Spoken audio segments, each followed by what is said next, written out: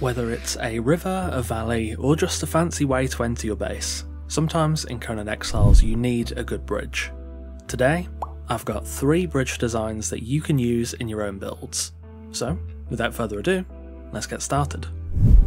First up is the Viking Bridge, and you can see the requirements on screen now, though you can swap out the frontier for insulated wood if you prefer. I know some people really don't like frontier. Start off by building a 3x3 of frontier foundations and drawing them out to bridge the gap.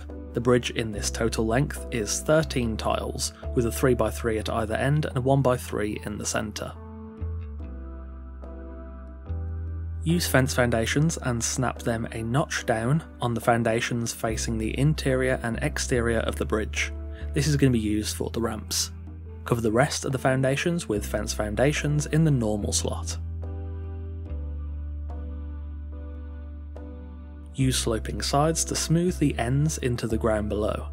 Then use the same sloping sides to step the bridge up a level and add a layer of walls on the centre support. Use walls to cover the gaps and then inverted sloping sides to smooth the level change out into what will become the floor of the bridge.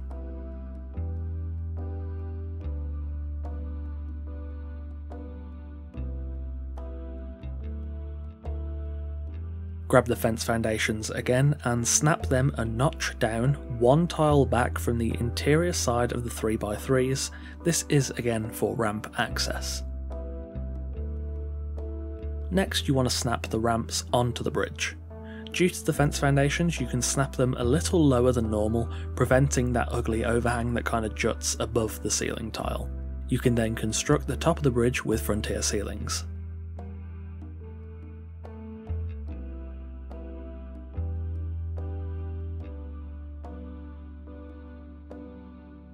From there, place ACF frames across the sides of the bridge if you want it covered. You can remove the sloping sides near the level change and then replace them after you've put down the frames.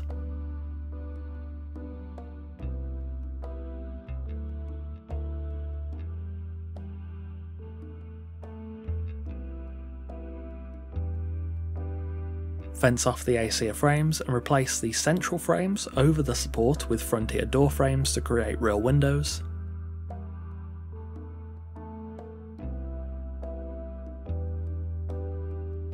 From there, snap ramps onto the lowered fence foundations below the bridge to smooth that transition. Use Numidian roofing to cover the top of the bridge in a standard open gable fashion.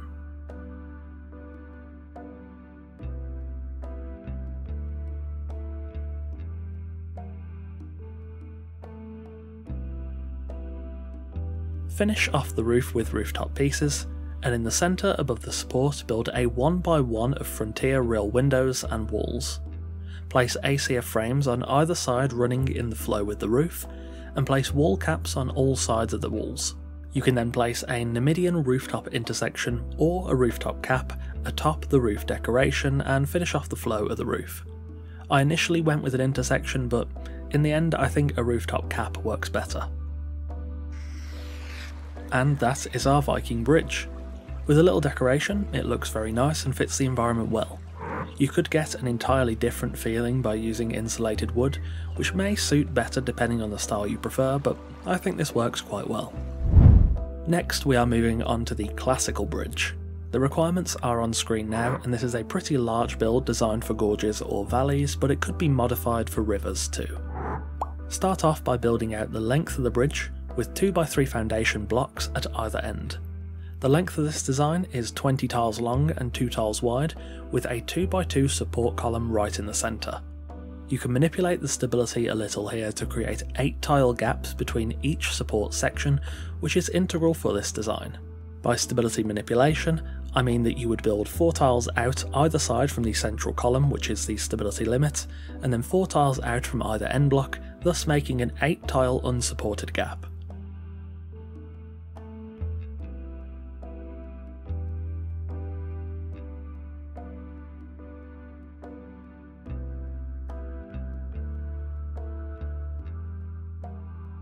Next, use fence foundations to cover the support blocks at either end.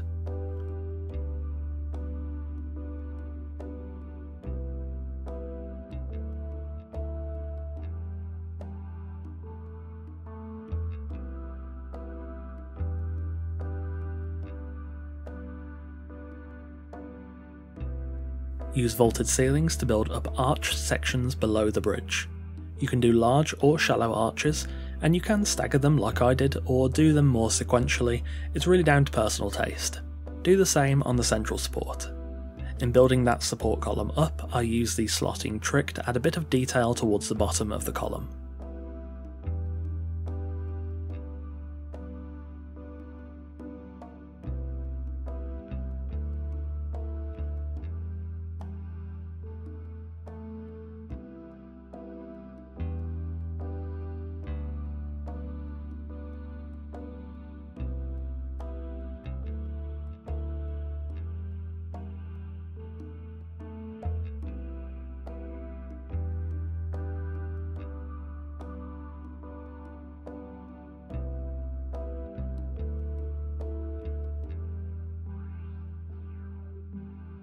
Adding the vaulted sections below the bridge on the right side was a little more difficult in this implementation as it's very close to the cliff face, but using pillars and regular ceilings and then replacing them, I managed to get it done fairly easy. Make sure you connect all the gaps together.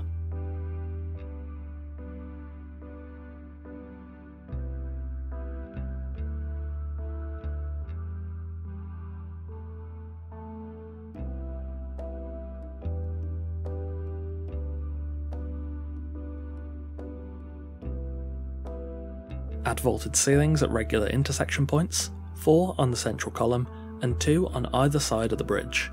I fenced these off initially, though it's easier to leave them unfenced as I'll be putting statues and other features on them.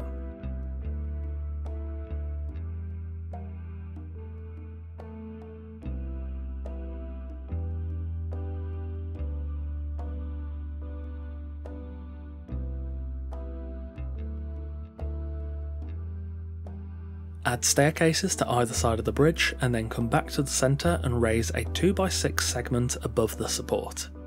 I added stairs and ceilings to introduce a level change and replace the sloping sides with regular walls to make falling off a bit harder. I also fenced off this top area.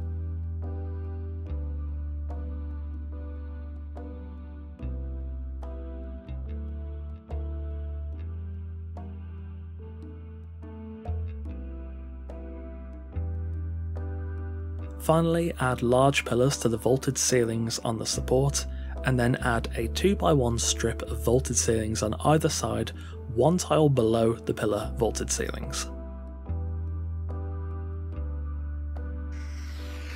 With a bit of decoration, that completes our classical bridge. It's quite a busy design, and it is definitely possible to make this much more low-key and modest, but it works really well for traversing this valley.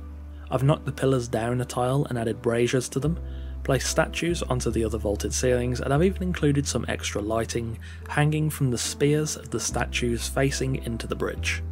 Overall, a very effective and imposing build design. Finally, the Rustic bridge, which has space for both horses and humans. The requirements are on the screen now, and it's fairly standard fare for a rustic material palette. Start off with a 2x3 of foundations and a 3-side surround of ceilings for a total size of 5x4.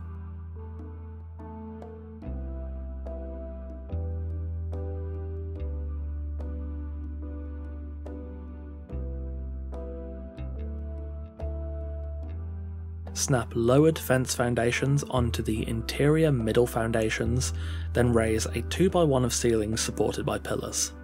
The total length of this bridge is going to be 4x14.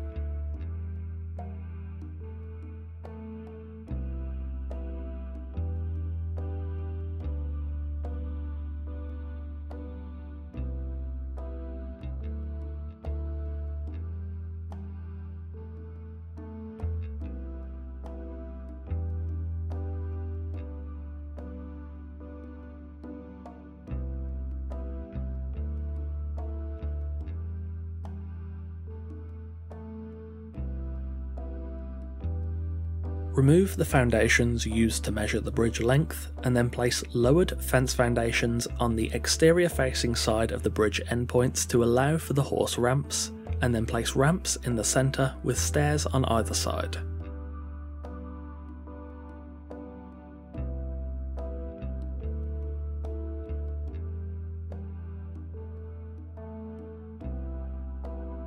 Build a length of ceilings from one end to the other, and support them with pillars from the midpoint.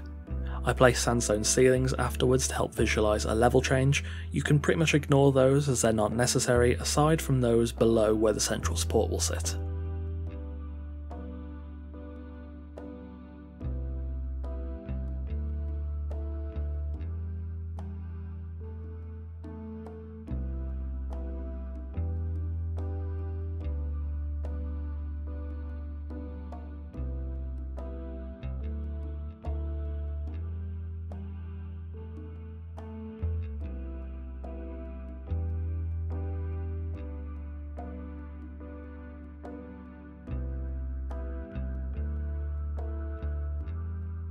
Use walls and sloping sides on either end to smooth out the level change. Build walls onto the central support, and then use sloping sides underwater to prepare footers.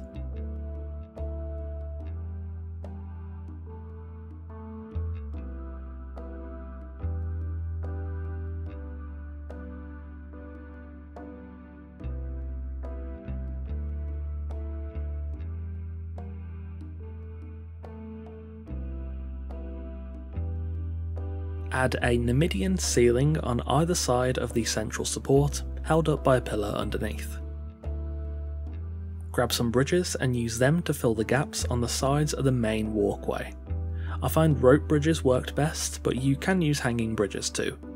Fence off the gaps between with flotsam fences. If you don't have flotsam, then frontier can work too.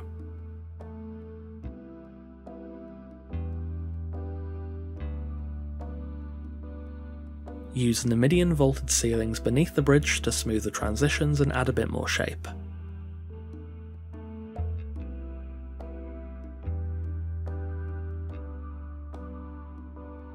Use door frames and vaulted ceilings to add slotted tiles for more details. This part is optional, but it does help out a lot.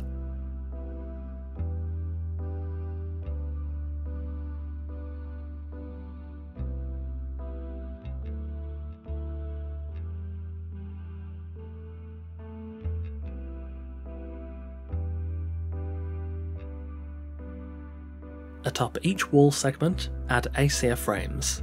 Then place Numidian crenellated walls inside them and replace the frames with Numidian door frames.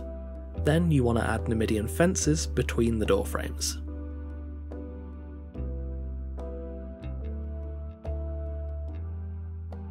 Atop those door frames, add matching walls and then use Numidian vaulted ceilings to arch these gateways, using sloping sides atop the ceilings to create small open gable roofing with the Numidian roof pieces.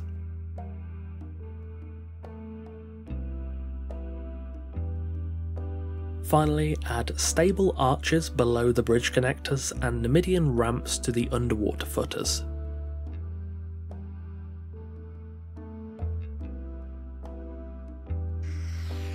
And there we have it, the rustic bridge with space for both people and horses.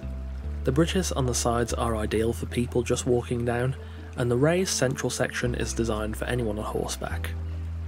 The ramps can be a touch janky if you walk, but if your horse is trotting or galloping at any real pace, it works perfectly.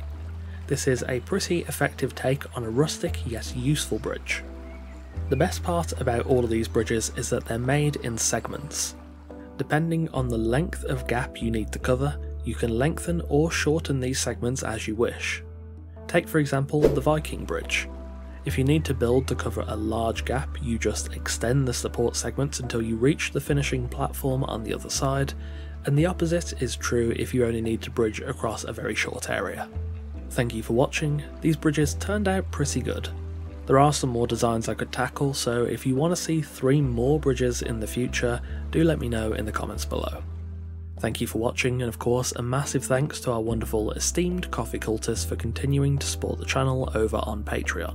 At the moment I'm toying around with some easy base edition ideas that I want to tackle pretty soon, so make sure you subscribe to see that video and plenty more when they come out. If you can't wait till then, do check out the Patreon. Not only does that help support the channel, but the $10 roll and above gets early access to videos as soon as they're ready. Again, thanks for watching, take care, and I'll see you soon.